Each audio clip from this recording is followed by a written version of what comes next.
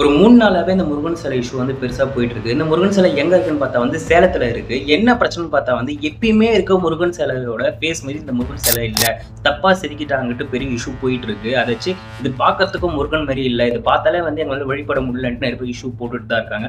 அது மட்டும் இல்லாம நெறைய நியூஸ் சேனல்ஸ்ல நிமிஷம் இது ஒரு பெரிய விஷயம்ன்ற மாரி எடுத்து போட்டு பேசிட்டு இருக்காங்க. எனக்கு ஒரு டவுட் என்னன்னு பார்த்தா வந்து நம்ம நாட்டுல இத விட ஒரு பெரிய பிரச்சனை நிறைய பிரச்சனைகள்லாம் இருக்கு. ஏன் நம்ம தீர்க்காத எவ்வளவோ பிரச்சனைங்க இருக்கு. நிறைய வந்து பாலியல் வழக்கு இருக்கு. அது மட்டும் இல்லாம தண்ணி அதாச்சும் கர்நாடகா தண்ணி குடுக்க மாட்றாங்க. அதெல்லாம் இருக்கு.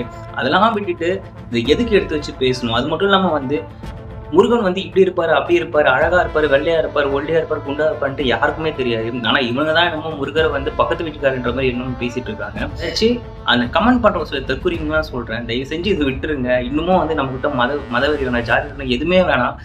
இது ஒரு விஷயம். அது வந்து கடந்து போக பாருங்க. இத வச்சு ஒரு அரசியல் பண்ணி, இத வச்சு ஒரு வேற ஒரு விஷயம் பண்ணாதீங்கன்னு தான் வீடியோ